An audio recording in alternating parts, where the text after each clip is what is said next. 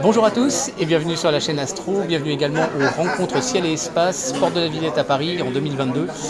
Aujourd'hui j'ai le plaisir de vous présenter Olivier Garde, astronome amateur qui pratique la spectroscopie. Tout à fait. Vous avez déjà des conférences sur la chaîne, une conférence de Pascal Ledu donnée l'année dernière justement sur la recherche de nébuleuses planétaires par les amateurs. Vous avez aussi l'interview de Philippe Bazard de la Société astronomique de Lyon qui fait partie de cette équipe justement qui recherche par spectroscopie des nébuleuses planétaires.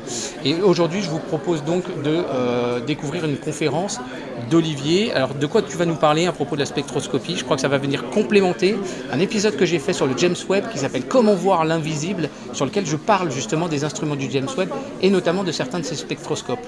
Eh ben en fait, tout simplement, la conférence s'intitule Pourquoi faire de la spectroscopie? C'était un peu d'expliquer un peu aux gens qui ne connaissent pas trop la spectro et qui pensent que c'est un machin d'astrophysicien un peu complexe et pas très à leur portée, de démystifier ça en expliquant tout ce qu'on peut faire dans le cadre de la spectroscopie, qui ne sont pas des choses difficile à faire, hein. C'est à la limite c'est plus facile de faire un spectre que de faire une belle image, c'est ce que je dis souvent, parce que le belle image, il faut avoir l'autoguidage, il y a plein de compliqué, alors qu'un spectre c'est très facile à réaliser, et le spectre en fait, la lumière véhicule plein d'informations que notre œil ne voit pas, et c'est la spectroscopie qui nous permet en fait de dévoiler des mouvements, de calculer des vitesses, des rotations, la présence d'éléments chimiques, de compagnons autour d'une étoile, enfin il y a un domaine d'investigation en spectroscopie qui est très important.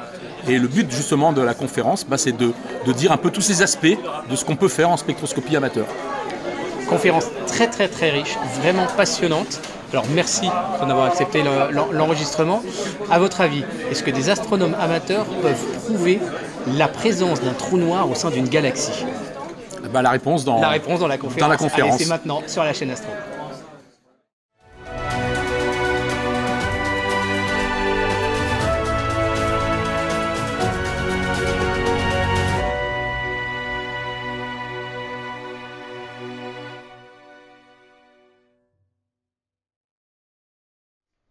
Bien, bonjour à tous. Et donc là, le but, c'est d'un peu de présenter à travers cette petite présentation, parce qu'en fait, on s'est aperçu que depuis, moi, ça fait depuis plusieurs décennies, 20 ans que je fais un peu de spectroscopie, et je m'aperçois en fait que les gens perçoivent mal ce que c'est que la spectroscopie, des fois à juste raison, parce que ça peut être perçu comme quelque chose un peu de trop astrophysique, de trop mathématique, de choses qui est compliqué. Et en fait, mon but de ma présentation, c'est de vous démystifier tout ça pour vous faire voir que en spectro, on fait des choses fabuleuses et que c'est pas forcément, à la limite, c'est même plus facile de faire un spectre que de faire une belle image comme vous pouvez voir dans les revues.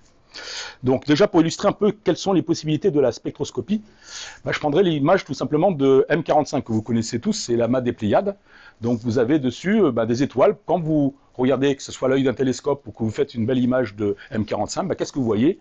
Vous voyez des étoiles brillantes, plutôt bleues, avec des nébulosités bleues, donc des étoiles jeunes. Mais c'est tout ce que vous pouvez en déduire, c'est-à-dire que vous voyez un objet qui est plutôt à tendance bleue. Et bien sûr avec différentes magnitudes, il y a des étoiles qui sont plus ou moins brillantes dans ce champ. Et après, si vous amusez à faire le spectre de chacune des étoiles les plus brillantes des Pléiades, c'est là que vous apercevez que la spectro vous donne une information supplémentaire dans l'analyse de la lumière. C'est le même flux, hein, c'est-à-dire que sauf que nous, nos yeux, c'est pas un spectrosgraphe, donc nous on voit des couleurs, mais la spectro permet d'analyser plus profondément un type spectral. Donc on voit qu'il y a des raies, par exemple Alcyone, c'est une étoile qui est de couleur bleue, mais elle a une raie H-alpha qui est en émission.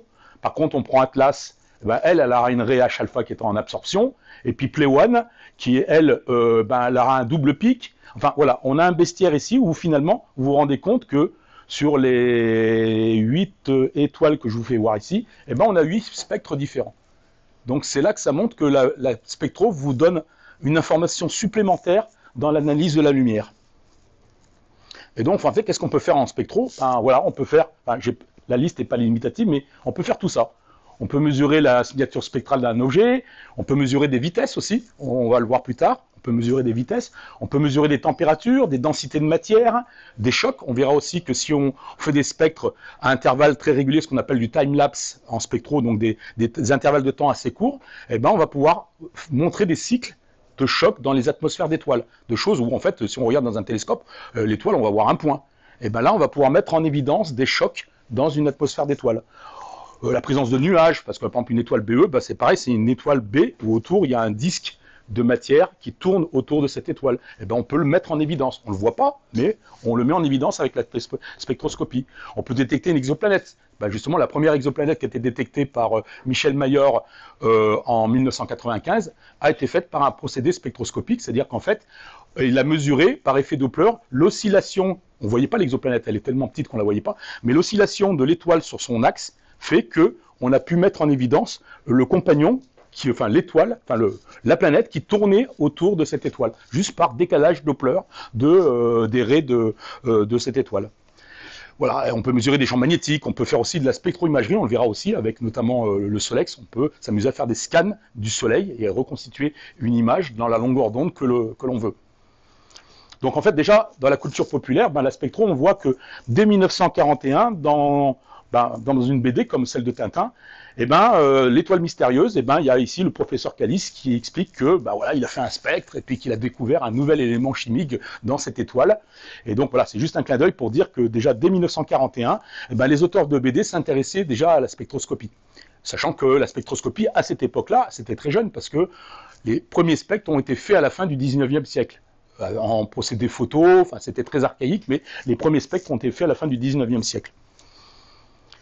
Donc là, je vous fais voir un peu la gamme, sans que ce soit limitatif, de tous les spectros qui sont utilisés dans le domaine amateur.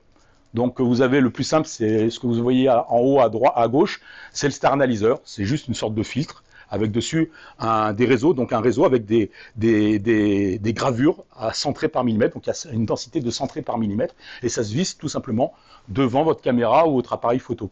Et puis, il y a des objets, des spectrographes un peu plus évolués. Il y a l'ALPI 600, qui a une résolution de 600, donc qui reste dans la basse résolution, mais qui permet de faire des objets de cible très faible. Puis vous avez l'ISA, vous avez l'IRES-3, alors lui qui est plutôt à haute résolution, qui vous permettra de faire des spectres très définis de raies, par exemple de la raie H-alpha ou d'un profil de raie, donc d'étudier en détail ce qui se passe dans une raie. Vous avez aussi le StarX, donc là c'est une révolution dans le sens où c'est un spectrographe qui est fait en impression 3D. Donc j'y reviendrai plus tard, mais vous pouvez acheté juste le kit optique, donc juste les éléments optiques, et puis vous allez sur le site de Christian Bull, et puis vous avez tous les fichiers STL que vous pouvez imprimer, et vous faire votre spectrographe à moindre coût. En gros, disons, pour 700 €, vous construisez votre spectrographe, et vous pouvez faire des scans du Soleil, vous pouvez faire des spectres de stellaire, voilà, vous pouvez avoir différentes configurations. Et puis vous avez l'UVEX. Alors l'UVEX, là je vous ai fait voir la version commerciale de Cheliac, mais il existe aussi un autre UVEX qui est fait en impression 3D, qui est celle qu'on dit des versions Nice People, parce que c'est conçu par des amateurs du côté de Nice, qui ont conçu, en fait, d'après le même schéma optique que celui qui est utilisé pour l'UVEX ici, un spectrographe conçu par ailleurs en impression 3D. Donc quelque chose de très low cost, mais néanmoins performant. Enfin, c'est pas parce que c'est low cost que c'est pas bien, quoi. Et donc, voilà. Alors aussi, il faut savoir qu'un spectrographe universel, ça n'existe pas. C'est-à-dire que vous n'avez pas un seul spectrographe, ça dépend. Il faut adapter le spectrographe en fonction de ce que vous voulez étudier. Si vous avez, par exemple, avec un spectrographe basse résolution, vous allez pouvoir atteindre des magnitudes d'objets très faibles. C'est comme ça que, par exemple, avec des copains, on confirme des objets inconnus de nébuleuses planétaires, par exemple des candidates nébuleuses planétaires, mais des machins qui font magnitude 19, magnitude 20, enfin des choses qui sont pas très visibles. Et puis par contre, vous avez aussi la spectrographe haute résolution. Alors là, forcément, puisqu'on étale plus le flux avec la haute résolution, on est plus limité en magnitude. Donc on va faire plutôt des objets plus lumineux. Mais selon après le diamètre du télescope, on peut arriver quand même à faire des objets de magnitude 9, de magnitude 10 avec une résolution très importante. Donc pour illustrer aussi un peu la spectroscopie, ça permet aussi d'identifier la signature spectrale d'un objet. Par exemple ici, c'est un couple d'étoiles qui est connu dans le ciel, dans le cygne, c'est 30 et 31 du cygne. Donc vous avez une étoile qui est plutôt orange-rouge, et puis une étoile plutôt bleue. Donc déjà, juste à la couleur, vous pouvez vous dire, l'étoile bleue, elle est plus chaude que l'étoile rouge, parce qu'en fait, dans stellaire, c'est le contraire de la logique des robinets que vous avez dans votre salle de bain. Rouge, ça ne veut pas dire que c'est chaud, ça veut dire que plutôt c'est une étoile froide. Et bleu, ça veut dire plutôt que c'est une étoile qui est plus chaude. Donc là, vous pouvez dire, oui, l'étoile bleue est plus chaude que l'étoile orange. Et là, si vous amusez à faire le spectre de ces deux étoiles, eh ben, vous allez obtenir deux choses différentes. On ne le voit pas bien sur le vidéoprojecteur, mais celle 31 du cygne, c'est une type K. Donc en fait, type K, ça veut dire quoi? C'est une étoile froide où on va avoir énormément de raies, notamment des raies métalliques de l'étoile, parce que c'est une étoile qui, par exemple déjà le Soleil, qui est de type G, va présenter beaucoup de raies métalliques. C'est-à-dire que vous allez faire son spectre, vous allez avoir énormément des raies du fer, par exemple, dans le Soleil. Par contre, 30 du cygne, c'est une étoile de type A. Alors elle, c'est une étoile plutôt bleue. D'ailleurs, ça se voit, le spectre, vous voyez, il est plus intense dans le bleu que celle-ci. Et là, par contre, il y a très peu de raies. Vous allez voir que des raies, notamment de l'hydrogène, sur ce spectre-là. Donc voilà, pour vous dire que si vous faites une image, vous pouvez juste interpréter la couleur en disant bah oui, celle-ci elle est plus froide que l'autre, et encore c'est pas forcément évident sur toutes les étoiles. Par contre, quand vous faites le spectre, eh ben, vous accédez à des informations supplémentaires que vous ne voyez pas avec votre œil.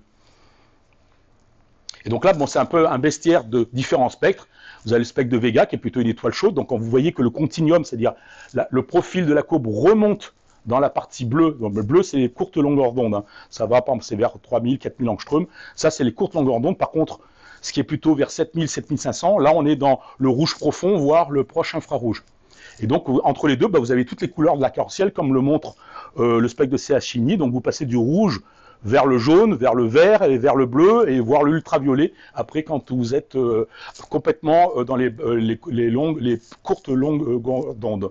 Et puis vous avez des spectres de comètes, par exemple, où là, vous allez carrément avoir des raies moléculaires. Vous allez avoir des éléments comme NH2, comme des atomes de carbone. Voilà, vous avez ou des atomes d'ammoniac. Enfin, vous avez des atomes comme ça. Donc des raies beaucoup plus larges et beaucoup plus complexes à analyser. Et puis, ben, dans le cadre aussi d'une nébuleuse planétaire, ben, M57 par exemple, et ben là, vous allez avoir des raies nébulaires, c'est-à-dire vraiment des émissions très fines dans des longueurs d'onde bien déterminées, par exemple H-alpha, les raies de l'azote qui sont juste à côté l'une de l'autre de H-alpha, et puis les fameuses raies de l'oxygène interdite, O3, donc deux raies qui sont côte à côte, et puis bon, d'autres éléments, il y a un peu d'hélium, il y a un peu d'argon, enfin voilà. Et donc, voilà, un bestiaire un peu de tout ce qu'on peut faire en spectro, donc vous avez vraiment des étoiles très différentes. Par exemple, si vous prenez CH du cygne, en fait, c'est un profil un peu complexe, parce que CH du cygne, c'est un système, ce qu'on appelle une étoile symbiotique, c'est-à-dire que c'est une étoile, une géante rouge, sur laquelle orbite une étoile plus chaude, et plus massive, et qui est plutôt une naine blanche. Et donc, en fait, vous avez deux spectres qui sont superposés. Vous en voyez un qui avait des espèces de dents de scie comme ça. Ça, c'est l'étoile froide, parce qu'elle est essentiellement constituée elle est froide, et elle est essentiellement constituée d'atomes de titane, en fait, plutôt d'oxyde de titane, des atomes des molécules d'oxyde de titane. Par contre, vous avez de temps en temps des petits pics en émission. Et ben ça vient du compagnon bleu plus chaud, qui, alors on ne peut pas les discerner, puisque avec un télescope, quand on vise cette étoile-là, on voit un point. Donc on ne peut pas dire ça c'est l'étoile, mais par déduction, on peut analyser et trouver qu'en fait, il y a deux spectres d'étoiles qui sont superposés sur ce profil-là. Donc aussi, pareil, là, on prend le cas typique de ce qu'on appelle une étoile BE. Donc une étoile BE, bah, c'est une étoile autour de laquelle tourne un disque d'hydrogène, en fait. Un disque un peu comme Saturne, on pourrait prendre que c'est un peu comme Saturne. Et selon l'angle de visée qu'on a quand on regarde cette étoile-là, eh ben on va avoir des profils en émission qui sont fort différents. On peut avoir un pic, on peut avoir un double pic, ou alors un double pic avec suivi d'une absorption, selon l'angle par lequel on regarde cette étoile. Et donc on peut en déduire, juste en regardant le spectre, où on se trouve. Est-ce qu'on est dans le cas numéro A, est-ce qu'on est dans le cas numéro B, ou est-ce qu'on regarde en fait l'étoile par la tranche et qu'on est dans le cas numéro C. Donc juste en regardant le profil, on est capable de dire, ben voilà, on regarde l'étoile sous tel angle. Alors que si on avait qu'une photo, ben on serait bien incapable de déceler tout ça. Et donc, alors dans le cas des étoiles BE, il y a un phénomène qui est assez, justement qu'on suit, que les amateurs suivent depuis maintenant presque 20 ans. C'est ce qu'on appelle les outbursts, c'est-à-dire que les étoiles BE sont encore très mal connues. On ne sait pas trop la physique qui entoure ces étoiles. Et elle est notamment étudiée à l'observatoire de Meudon par Coralie Nenner, qui est une astrophysicienne qui est spécialisée de ce type d'étoiles. Et ces étoiles-là évoluent dans le temps, elles ne sont jamais fixes. C'est-à-dire, par exemple, là, ici, c'est V442, c'est QT Serpentaire, excusez-moi. Donc là, c'est un profil qui est fait en haute résolution. Vous voyez, par exemple, que le 8 juin 2015, le profil, c'est le profil noir, il était en absorption. Donc, il n'y avait pas de disque de matière en rotation autour de cette étoile. Et puis, le 19 juin 2018, on voit qu'il y a deux pics en émission. Donc en fait, là en plus, souvenez-vous de ce qu'il y avait avant. C'est-à-dire qu'on se trouve plutôt dans le cas numéro C, C'est-à-dire qu'on voit en fait l'étoile par la tranche, comme si on voyait les anneaux de Saturne dans le plan, comme ça, avec la planète au milieu. Et donc là, on voit que d'un seul coup, elle est repassée en émission. Donc le disque s'est reconstitué de toute cette étoile. Alors, pourquoi c'est reconstitué, pourquoi ça disparaît? Justement, c'est l'objet de l'étude de ces astrophysiciens qui bossent sur ces questions-là, parce que c'est encore un mystère. Ils émettent des hypothèses, mais on n'a pas une certitude sur la manière de qu'est-ce qui gère la physique de cette étoile.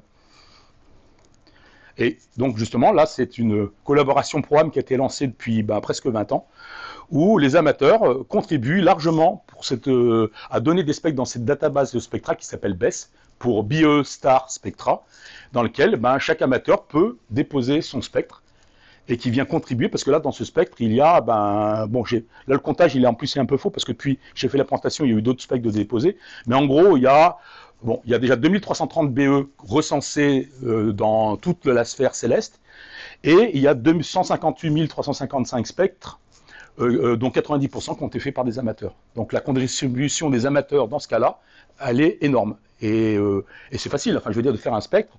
Vous prenez même un StarX haute résolution qui va vous coûter 700 €, et vous pouvez très bien contribuer à ce genre de programme de collaboration entre les pros et les amateurs. Bon, là pareil, il y a aussi des outils, c'est-à-dire que si un soir vous voulez observer une étoile BE mais vous ne savez pas trop laquelle prendre, vous avez un outil qui s'appelle ARASBeam, donc c'est l'adresse, elle est en bas de l'écran. Et donc ce site-là va vous donner en fait, en fonction de, vous allez pouvoir sélectionner dans des critères, je veux jusqu'à telle magnitude, je veux jusqu'à telle déclinaison, et ça va vous sortir une liste, où en vert, grosso modo, c'est les spectres où il n'y a pas besoin, de faire de spectres, vous pouvez en faire un, c'est pas interdit, mais il n'y a pas d'urgence à en faire un. Quand c'est jaune, ça veut dire, oui, il serait le temps d'en faire un, et quand c'est rouge, ça veut dire, il est vraiment indispensable de faire un spectre. Et donc, c'est comme ça vous permet un peu de trouver la liste des objets que vous pouvez faire pour une nuit d'observation. Autre intérêt pendant la spectro, c'est d'étudier les binaires spectroscopiques. Alors là, ici, vous avez le cas de Mizar. Alors Mizar, c'est un couple d'étoiles, en fait, où l'une tourne autour de l'autre, tout simplement. Donc vous avez une étoile, là, elle est symbolisée en jaune, qui tourne autour du centre de masse du couple des deux, avec l'étoile qui est symbolisée ici en bleu. Et donc, si vous amusez à faire un spectre toutes les nuits, pendant 22 jours, parce que 22 jours, c'est à peu près la période, c'est 20,5 jours, vous allez avoir un profil, si vous mettez tous ces profils bruts sans même juste de manière graphique, c'est-à-dire que là, on est centré sur une raie, je ne me rappelle plus laquelle, mais je crois que c'est H-alpha, et vous a superposé tout simplement les spectres, vous allez voir en fait les deux compagnons qui se croisent, donc en fait, vous mettez en évidence la rotation d'un des compagnons de l'étoile avec l'autre, tout simplement. Vous le visualisez graphiquement où, grosso modo, les compagnons passent devant, se croisent, tout ça par effet Doppler, parce que les raies sont décalées, tout simplement parce que la raie qui est décalée dans le rouge s'éloigne de nous, et la raie qui est décalée dans le bleu s'approche de nous. Donc en fait, on assiste à cette espèce de valse des compagnons durant le temps. Et donc là, alors là, c'était peut-être une animation, mais je ne sais pas, elle ne se déclenche pas. Non, c'est pas grave, elle ne se déclenche pas sur ce... Bon, bref, il y avait une animation, c'est bête, parce que là, elle ne tourne pas sur... oui, c'est un PDF, donc c'est normal que ça marche pas. Donc voilà, mais enfin, si on voyait l'animation, on verrait, par exemple, la raie H-alpha se dédoubler, se rassembler, se redédoubler, et ainsi de suite au cours du temps. Donc c'est quelque chose qui est assez fascinant à voir. Et là, pareil, alors là, on passe sur un autre type d'étoile qui est assez... facile à faire, puisque là, la période de l'étoile, c'est 13 heures. C'est-à-dire que, grosso modo, elle a un cycle, tous les 13 heures, elle revient à un état. Et c'est ce qu'on appelle RR Lyrae, c'est une étoile pulsante. C'est-à-dire que toutes les 13 heures, elle pulse, comme ça, une sorte de respiration, on va dire.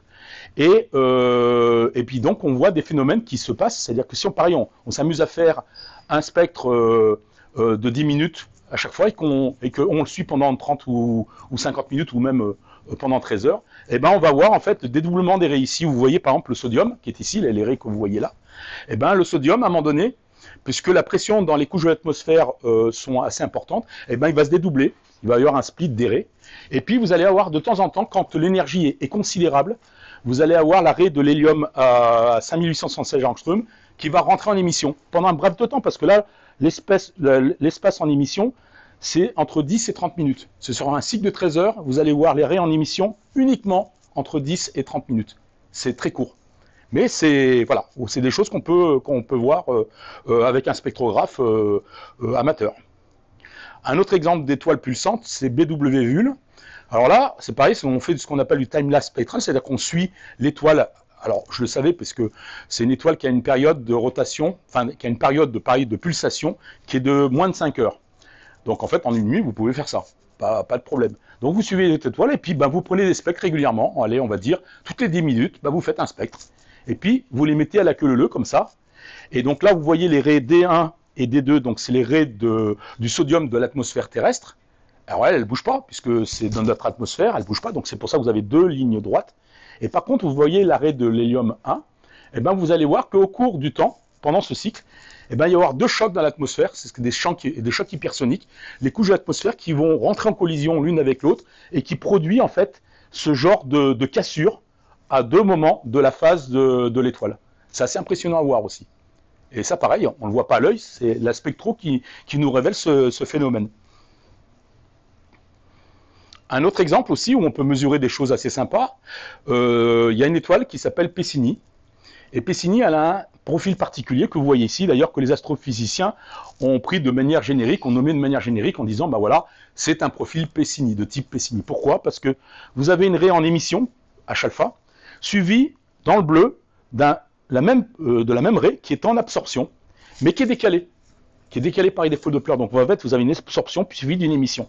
Et si vous mesurez la valeur en longueur d'onde du pic en émission par rapport au pic en absorption, vous pouvez calculer la vitesse du vent stellaire de cette étoile. Donc en fait, le vent qui est éjecté par cette étoile, qui est assez important, parce que là, si vous faites le calcul, c'est juste une formule Doppler toute bête, c'est lambda au repos, donc la valeur de la longueur d'onde au repos, donc lambda 0, donc en émission, moins la valeur de la valeur de H alpha qui est décalée dans le bleu, que vous divisez par lambda 0 et que vous multipliez par la vitesse de la lumière. Et ça vous donne dans les 200 km par seconde. Donc vous êtes capable, avec un spectrographe, de mesurer une vitesse. Alors là, pareil, je suis bête, comme c'est d'un PDF, je n'ai pas l'animation, mais là, c'est l'évolution, en fait. Ça montre, en fait, que quand il y a des alertes, par exemple, il y a des novas qui sont annoncées des fois en disant il y a une nova qui est apparue dans telle constellation, nous, on braque très vite notre spectrographe dessus parce qu'il est très intéressant pour les pros d'avoir un spectre le plus proche possible de la détection de cette nova. Les pros, il faut savoir qu'ils ont un gros inconvénient, c'est qu'il y a un peu d'inertie dans leur système. Pour avoir du temps de télescope, par exemple, on peut aller demander 1 heure sur le VLT, ça ne se fait pas du jour au lendemain. Donc, là, c'est toute la puissance des amateurs, c'est que les amateurs, eux, ils ont leur télescope, s'il fait beau, ils braquent sur l'objet, puis ils font un spectre tout de suite. Et donc là, c'est l'intérêt, parce que ce spectre-là a été fait 2 heures après que cette nova a été découverte. Et là, pareil, on voit un profil Pessini, donc la nova, en fait, c'est une étoile qui explose, et on peut mesurer la vitesse d'expansion de cette nova, tout simplement parce que, pareil, c'est un profil un peu de type Pessini, donc entre la valeur de la raie H-alpha au repos moins celle décalée dans le bleu, on est capable de mesurer la vitesse d'expansion de la nova. Bon, là, pareil, c'est une animation, mais je suis désolé, elle ne marche pas. Mais on aurait vu, par exemple, là, c'est un time-lapse toutes les 10 minutes, et on aurait vu, comme ça, la vitesse, à la limite, la décroissance de la vitesse au fur et à mesure que la nova explose. Et pour vous faire voir un peu le schéma, voilà, en une nuit, juste en une nuit, c'est le premier spectre qui a été pris à V1, donc au début de nuit, et puis V2, ça a été pris en fin de nuit. On voit déjà qu'elle a perdu presque 100 km par seconde en une nuit. Donc ça évolue très vite. Et Novadel, c'était en 2013, c'était une nova un peu exceptionnelle parce qu'elle était visible à l'œil nu, elle faisait magnitude 6, 6,5, donc on la voyait très bien dans la constellation du Dauphin, et cela pendant plusieurs mois. Alors pareil, c'est une animation, mais je suis désolé, elle ne marche pas ici. Mais c'était pareil, c'est sur la Rèche Bêta, et donc la Rèche Bêta, sur un mois, on aurait pu voir son évolution, le fait qu'elle grandisse, qu'elle s'allonge, et puis que la vitesse diminue au fur et à mesure que le temps passe. Et puis là, 2 ans après, donc là, c'est le spectre qui était en 2013, donc magnitude 6,3, et puis 2 ans après, elle a décru en magnitude, maintenant elle est à magnitude 13, donc là, elle est plus visible à l'œil nu, mais elle est toujours là. Et donc vous voyez que le spectre, il a radicalement changé, parce qu'il est passé avec des profils Pessini, donc avec des grandes vitesses, à ce qu'on appelle une phase nébulaire, où on ne voit plus que les raies qu'on voit par exemple dans une nébuleuse planétaire. Vous allez avoir des raies O3, vous allez avoir des raies H-alpha, les raies qu'on rencontre normalement dans une nébuleuse planétaire ou dans une nébuleuse tout court. Alors, justement, ça nous amène aux nébuleuses planétaires, et en spectroscopie aussi, il y a quelque chose qui est très à la mode en ce moment, c'est qu'il y a beaucoup d'amateurs, vous avez peut-être pu le voir dans les divers exposés que vous avez pu assister ici, qui trouvent des nouveaux objets dans leurs photos. Donc je parle là de photos, je parle plus de spectro. Dans des photos, il y a des gens qui s'amusent à analyser les détails qu'ils ont dans leurs images, et ils découvrent des objets qui ne sont pas encore référencés. Ils trouvent des points, des machins qui ne sont pas dans les catalogues des pros, des taches floues, alors des fois ça peut être des artefacts, mais des fois il y a des objets qui sont effectivement là, et dont on ne connaît pas la nature. Et bien, la seule manière de lever l'incertitude pour savoir est-ce que c'est une NP, est-ce que c'est un rémanent de supernova, est-ce que c'est une galaxie, est-ce que... Bon, et ben c'est de faire un spectre. Et donc justement, par exemple là ici, c'est une candidate qui s'appelle KN66.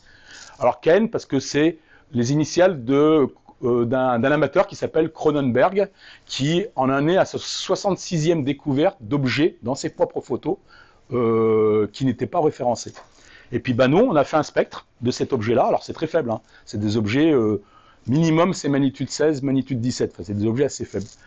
Et ben, on se rend compte que là, par exemple, et ben voilà, ça c'est la signature d'une nébuleuse planétaire. Donc depuis, cet objet-là a été classé comme nébuleuse planétaire. Et seul un spectre permet justement de classer cet objet-là de manière sûre et certaine. Alors pareil, c'est une programme qui a été lancée à l'époque par Agnès Secker, qui était à l'université de Strasbourg, qui était spécialiste des nébuleuses planétaires, mais depuis elle a pris sa retraite. Et c'est un de ses élèves, professeur Quentin Parker, qui était à l'université de Hong Kong, qui a repris le relais et à qui on envoie les données pour justement qu'il alimente une base de données qui s'appelle H et sur les nébuleuses planétaires. Mais voilà, c'est un programme qui avait été initié en 2003 par Agnès Secker, et puis au fil du temps, il s'est complété avec à la fois des gens qui font de l'imagerie et des gens qui font de la spectroscopie. Tous des amateurs, hein, je précise bien, il n'y a pas de professionnels là-dedans. Et donc maintenant, il y a plus de 1000 candidates nébuleuses planétaires qui ont été découvertes, et 125 qui ont été confirmées par la spectroscopie, pour dire oui, c'est bien une nébuleuse planétaire. Et puis, il y a un site dédié, si vous voulez vous lancer dans l'aventure d'aller confirmer des nébuleuses planétaires, c'est planetarinebula.net, où là, on a des listes de cibles, on a des listes de candidates, où on vous fait voir aussi des spectres qui ont été faits, et ça vous permet justement de vous lancer éventuellement dans l'aventure en ayant des coordonnées de cibles à confirmer en spectroscopie.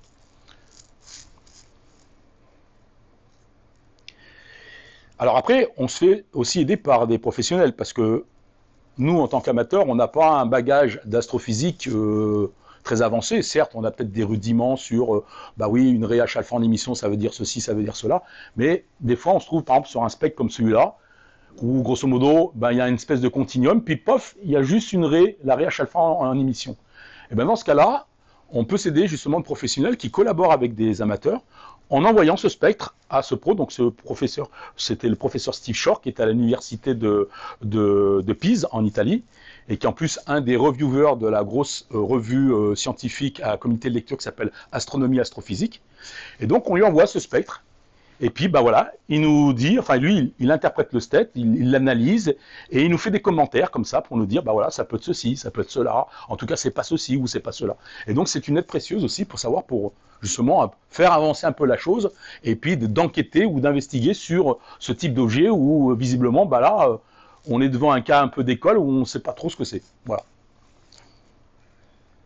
Alors, un autre truc aussi qui est intéressant de faire, et d'ailleurs ça a été le cas dans les nébuleuses planétaires, c'est qu'on fait un spectre d'un objet et on ne sait pas du tout à quoi s'attendre. C'est-à-dire que la grosse surprise, c'est que dès que le spectre apparaît à l'écran, on voit des traits comme ça. Voilà, ce que vous voyez ici, c'est le cas typique. Vous avez deux. Alors, KN66, c'est le spectre que je vous ai fait voir avant, qui est une vraie nébuleuse planétaire. Donc, on revoit bien les raies en émission, donc c'est les espèces de tous les trois petits traits que vous voyez ici dans le bleu, et puis le trait ici qui est l'H alpha dans le rouge. Et puis vous faites une autre cible, et puis c'est bizarre, regardez APP1, vous avez des raies en émission, mais elles sont pas au bon endroit. Elles sont décalées dans le rouge. Et là on a affaire à une galaxie. En fait, APP1 a été confirmé comme étant une galaxie qui n'était pas encore référencée, et on peut même mesurer son redshift, parce qu'on connaît les positions des longueurs d'onde au repos, on connaît son redshift, on connaît son décalage dans le rouge, et on peut mesurer sa distance avec la constante de Hubble. Enfin voilà, on peut faire des calculs dessus assez simples. qui nous permet, ben voilà, par exemple, dans le cas d'APP1, eh ben, c'est une galaxie qui est située à 389 millions d'années-lumière, en gros, selon la valeur de la constante de Hubble qui, comme je vous le rappelle, n'est pas un truc constant et fixe, ça évolue selon les publications. Et puis, bah, ça fait l'objet, par exemple, d'une publication où on a fait ça avec un Allemand qui était spécialiste des galaxies, des nouvelles galaxies, notamment des galaxies de Seyfert, donc un noyau actif. Ce qui nous aide bien aussi dans ce type de galaxie, c'est que les raies sont en émission. Si elles étaient en absorption, on n'aurait pas vu grand-chose, parce que vu la magnitude de l'objet, c'était pas évident. Mais comme le flux dans une galaxie de Seyfert est concentré uniquement sur quelques raies, c'est ça qui nous permet en fait de pouvoir révéler leur nature et de calculer, faire des calculs dessus.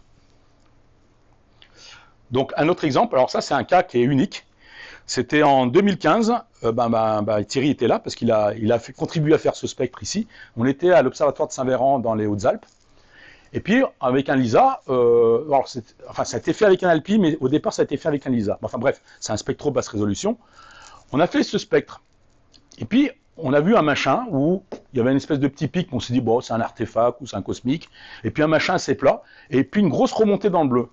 Et il faut savoir que dans le bleu, un spectrographe avec des caméras amateurs classiques, ben dans le bleu, ça veut dire quoi? Pour nous, c'est quand on voit des trucs un peu bizarres comme ça, on dit oh bah c'est du bruit. Eh ben non, dans ce cas-là, c'était pas du bruit, c'était un vrai signal qui remontait extrêmement fort dans le bleu.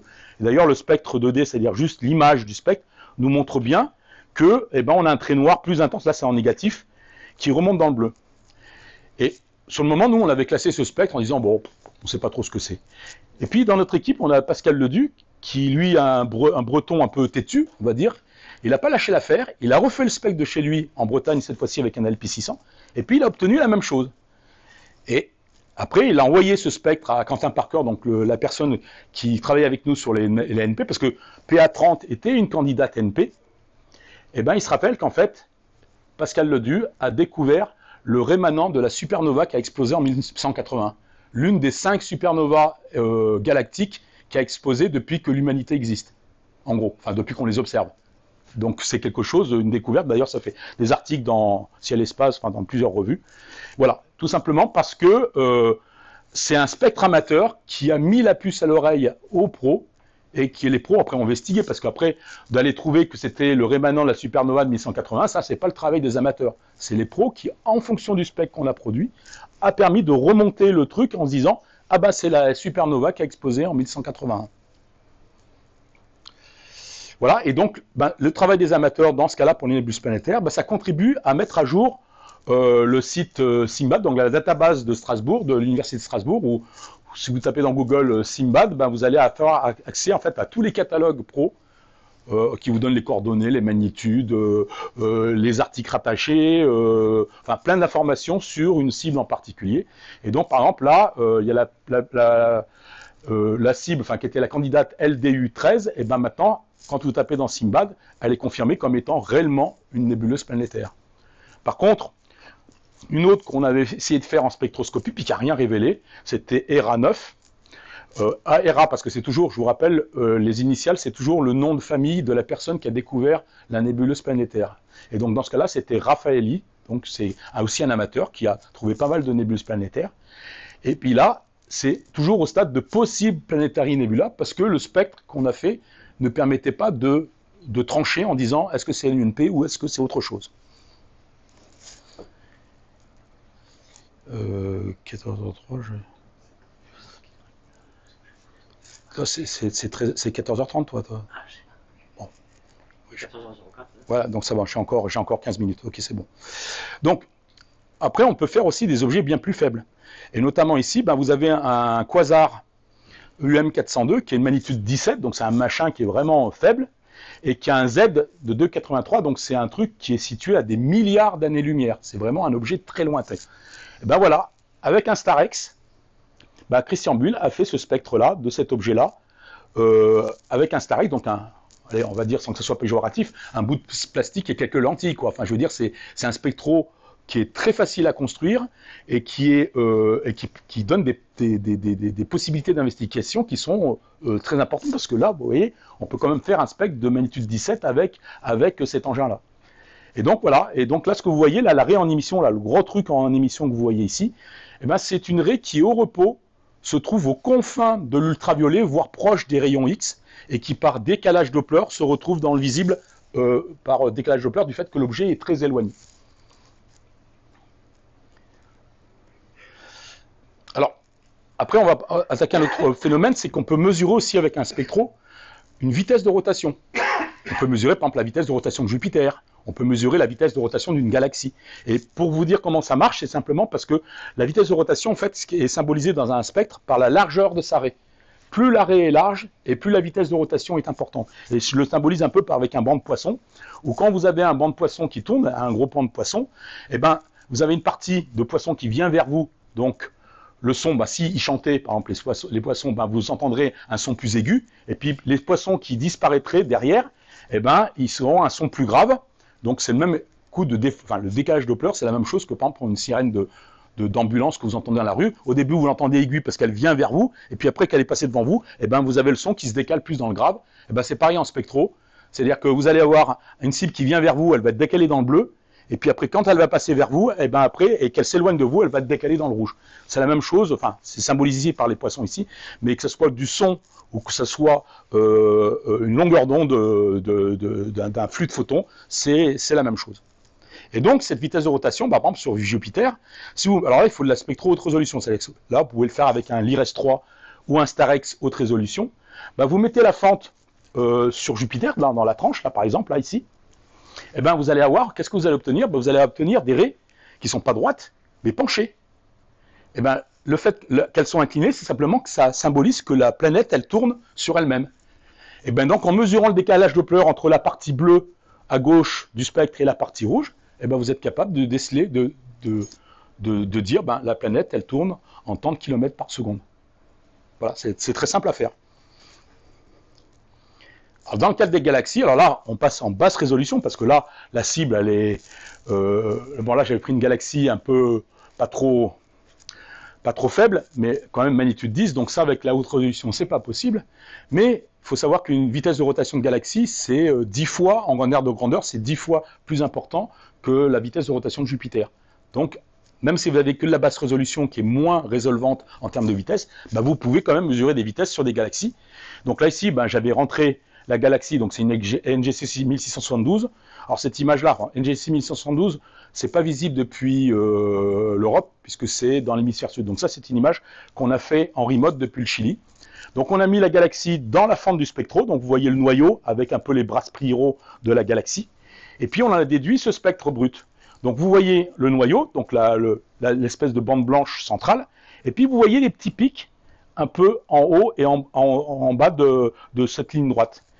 Et si vous regardez bien attentivement, le trait vertical, il n'est pas rigoureusement vertical. Il est légèrement incliné, parce que les bras, ils tournent. La galaxie, elle tourne. Et donc, pareil, vous pouvez calculer la vitesse de rotation de ces bras. Et donc voilà, là c'est le spectre traité de la galaxie du noyau. Mais si vous amusez à prendre les bras, le bras gauche et le bras droit, eh bien vous vous rendez compte que dans les deux courbes que je montre ici, elles sont décalées. Et bien pareil, vous pouvez mesurer la vitesse de rotation de la galaxie, alors à cet endroit précis, parce que là on voit que la partie optique de la galaxie. Mais si vous faites une image radio, c'est le slide qui est après, voilà. NGC en optique, c'est juste l'espèce de tache sombre que vous voyez ici. Et là, c'est l'image radio totale de la galaxie. Donc on voit que c'est qu'une infime partie de la totalité de la galaxie. Donc on mesure la vitesse, mais juste à cet endroit-là. Et donc par rapport aux courbes, ça c'est Hélène Courtois, donc, qui étudie les vitesses de rotation de galaxies, qui m'avait envoyé ce graphe, justement suite à... Je lui ai posé la question en fait, de savoir si ma méthodologie concernant la calcul de vitesse de rotation était bonne ou pas. Donc elle m'avait répondu en me disant bah oui c'est bon, sauf que voilà, il faut tenir compte de ça. Et donc par contre quand j'ai regardé mes vitesses que j'avais mesurées par rapport à son graphe qu'elle m'avait envoyé, eh ben, grosso modo j'étais dans les clous. C'est-à-dire que ma vitesse elle n'était pas aberrante, elle était dans on va dire la tolérance de ce que le graphe qui m'avait été envoyé par Hélène Courtois. Alors pareil, on peut aller plus loin. Hein. Ici c'est un spectre d'un quasar qui est à z égale 3,39. Donc là on frôle les 12 milliards d'années-lumière. On est vraiment très très loin. Et là, pareil, on voit que la raie Lyman, donc une raie de l'hydrogène, qui normalement est toujours au fin fond de l'ultraviolet, presque à la limite avec les rayons X, elle se retrouve dans le domaine du visible. Donc pareil, en calculant, par la formule, l'équation Doppler classique, hein, lambda observé moins lambda 0 divisé par lambda 0, ce qui donne le redshift Z, qu'on multiplie ensuite par la vitesse de la lumière, et par la constante de Hubble, ça nous permet de déterminer non seulement sa vitesse, mais aussi sa distance par rapport à nous. Et donc si on fait le calcul, même sur un spectre basse résolution là, les 12 milliards d'années-lumière, oui, on est dans les clous. Bon, à plus ou moins 100 millions d'années-lumière, mais voilà, à cette échelle-là, ça compte pas trop, quoi, 100 millions. Une autre galaxie, on l'avait fait avec Thierry, justement. Ça, c'était à Saint-Véran, je crois. Oui, c'était à Saint-Véran. Avec un LISA, donc avec ce spectrographe ici, toujours basse résolution. Alors, pour vous donner une idée, c'est une cible, c'est 2E 3934, c'est magnitude 15. Et on l'avait mis dans la cible du spectrographe. Donc, on voyait, c'est cette espèce de petit point blanc que vous voyez juste ici. Hein, c'est pas bien grand-chose, qu'on voit là. Et donc, on met le but de la manœuvre, c'est on met la cible dans le spectro et on guide avec une étoile qui est à côté, qui est plus lumineuse. Parce qu'autrement, on ne peut pas guider sur l'étoile qui est dans la forme du spectro. Et puis, on obtient ce genre de spectre. Et là, ce qui est intéressant, c'est une galaxie de Seyfert. Donc, en fait, c'est ce qu'on appelle les galaxies à noyau actif. C'est-à-dire qu'en fait, c'est une galaxie qui a un trou noir en son centre et puis qui a des éléments proches du trou noir. Alors, ceux qui sont proches du trou noir, en fait, ils ont des raies qui sont plus larges. Si vous regardez bien dans ce spectre, vous avez à la fois des raies O3, ici, qui sont fines. Vous voyez les raies ici, elles sont très fines. Et vous avez des raies de l'hydrogène qui sont par contre très larges. Ces raies larges, en fait, si vous mesurez leur vitesse, ça vous donne la vitesse de rotation du disque d'accrétion qui est autour du trou noir de cette galaxie.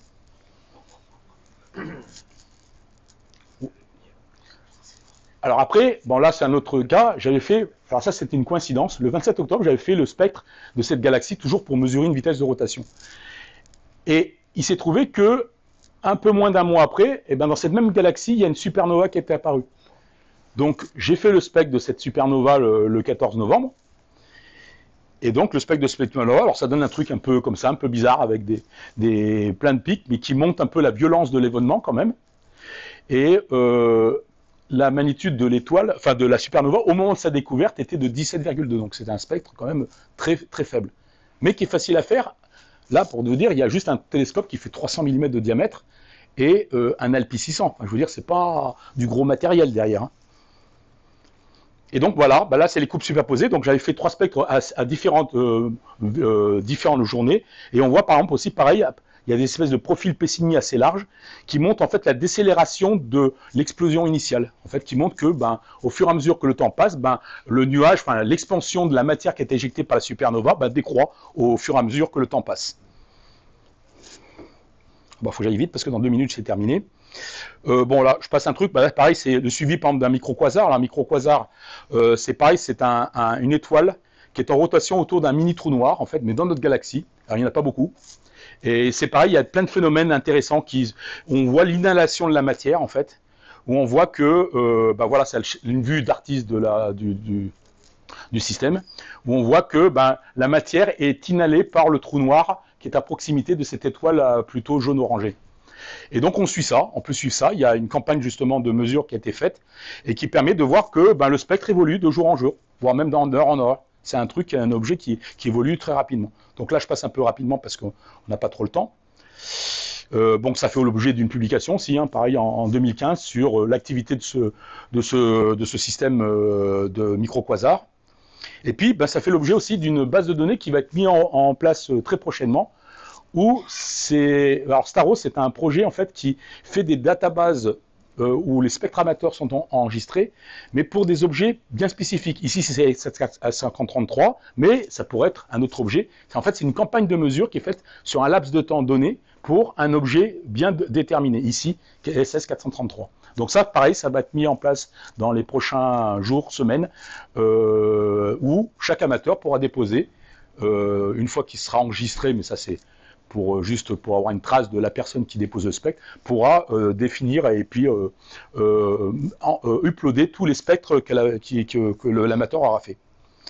Je passe aussi, parce que là c'est un peu exotique, mais il faut savoir aussi qu'on peut mesurer, mais ça a été fait que par un amateur, c'est Christian qui est ici, c'est de mesurer en fait la présence ou recréer ce qui a été mesuré par Michel Mayor et Didier Queloz en 1995, qui est la détection de la première exoplanète, donc au monde, autour de 51 PEG. Et ben Christian a refait la mesure avec des moyens amateurs et dont les corrélations montrent, enfin, il a pu retrouver la période de l'exoplanète. Et là, vous voyez un truc qui est quand même assez bluffant, c'est que à gauche, vous avez la courbe originale de Michel Mayer et Didier Queloz, et à droite, vous avez la courbe qui a été faite par Christian Buhl avec du matériel amateur. Donc pas avec un télescope de 2 mètres, hein. Un télescope bien plus modeste, et un télescope et un spectro, certes un peu spécial, mais qui était assez résolvant, mais qui permet justement de déceler cette exoplanète par la méthode de la spectroscopie. Et puis ben là, je parlerai un peu du scan de l'imagerie, c'est-à-dire qu'on peut faire aussi de la spectro-imagerie avec un spectro. Donc grosso modo, vous avez la forme du spectro, et puis ben, vous allez essayer défiler, par exemple là ici c'est M57, vous allez essayer de faire défiler M57 devant la fente, en faisant bien sûr des pauses, intervalles réguliers, pour reconstituer en fait l'image de M57 à divers longueurs d'onde. Donc là ici, vous avez fait un scan, et ben après vous choisissez votre longueur d'onde, et bien dites, bah, tiens, je voudrais voir ce que ça donne dans les raies de l'azote, ou les raies de H-alpha, ou de l'oxygène, et vous pouvez reconstituer comme ça l'image de M57, mais là c'est de la spectro-imagerie en fait. Donc on choisit sa longueur d'onde, et on peut recréer comme ça une image en couleur, juste par spectroscopie. Donc là, bon, c'est d'autres exemples aussi sur l'image spectrale. Et puis là, justement, ben, une application toute trouvée, ben, c'est dans le cas du Soleil, parce que le Soleil, c'est facile, il y a du flux, c'est pas ça qui manque. Et ben, avec un Solex, donc justement un spectro en impression 3D, et ben, on est capable de faire ce genre d'image, et de manière quasi automatique. C'est-à-dire qu'en fait, vous le mettez sur votre lunette, en plus ça peut être les lunettes de petit diamètre, et ben, vous reconstituez comme ça, par scan du Soleil, une image du Soleil. Donc là, c'est différentes images. Par exemple, là, on voit les protubérances solaires. Et bon, ça, c'est un timelapse. C'est bête, ça ne marche pas parce que c'est un PDF. Mais c'était un timelapse qu'avait fait Valérie sur une protubérance en particulier, où on voit qu'intervalle réduit, ben, la protubérance évolue au cours du temps. Et tout ça fait avec un spectro fait en impression 3D. Pareil, on peut faire des magnétogrammes du Soleil. On peut faire aussi des doppelogrammes de la tache solaire. Ici, tout ce qui est en bleu, c'est des éléments du Soleil qui viennent vers nous. Et tout ce qui est en rouge, c'est des éléments du Soleil qui s'éloignent de nous. Donc là, vous avez une visualisation, enfin à la limite, on pourrait même jouer avec des lunettes en stéréoscopie et d'avoir une sorte de vision en relief de la nature des convections à la surface du Soleil.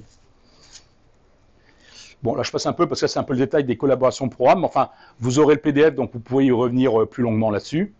Et puis, pour terminer, je voulais vous parler un peu du Solex. Donc, le Solex, c'est un nouveau spectrographe d'une nouvelle conception en impression 3D. Donc, vous avez le Solex pour le Solar Explorer, donc pour pouvoir faire des scans du Soleil, et puis vous avez le Starex pour les Starex Explorer, donc pour faire les spectres d'étoiles. Et donc ça, c'est des choses qui se construisent en impression 3D. Tous les STL sont sur le site de Christian Buhl, où il y a des programmes dédiés aussi pour ça. Donc il y a INTI pour traiter les spectres, les scans du Soleil, et puis il y a SpecINTI pour traiter les spectres faits avec le Starex. Et puis ben, les kits optiques sont disponibles sur le site de Cheliac Instruments. Donc vous n'avez pas à vous soucier de savoir il faut une lentille de machin, il faut un réseau de temps de trait. Tout est compris dans ces kits-là. Et puis, ben, depuis peu, Cheliac commercialise 5 kits différents en fonction de ce que vous voulez faire. Un Solex, un Starex, haute résolution, basse résolution, voire même aller explorer le proche infrarouge, parce qu'on peut monter avec un Starex à plus de 1 micron de longueur d'onde, donc de voir des choses dans l'infrarouge. Voilà, puis pour terminer, 2 ouvrages qui sont bien pour débutants en spectro. C'est surtout le livre de François Cochard, qui est BID pour bien débuter en spectroscopie, un livre en français, et qui explique un peu tout, un peu ce que je viens de dire ici, mais avec des compléments sur des formules optiques, sur les spectros, sur la méthodologie à faire au niveau de l'acquisition des spectres. Et puis un bouquin un peu plus technique, mais c'était sur le premier congrès qui avait eu lieu entre les amateurs et les professionnels à Oléron en 2003, qui relate un peu tous les exposés qui ont été faits lors de cette formation. Voilà, j'en ai terminé. Je vous remercie de votre attention. Et puis si vous avez des questions, vous pouvez répondre rapidement, mais pas trop, parce qu'il y a Christian qui va faire sa présentation de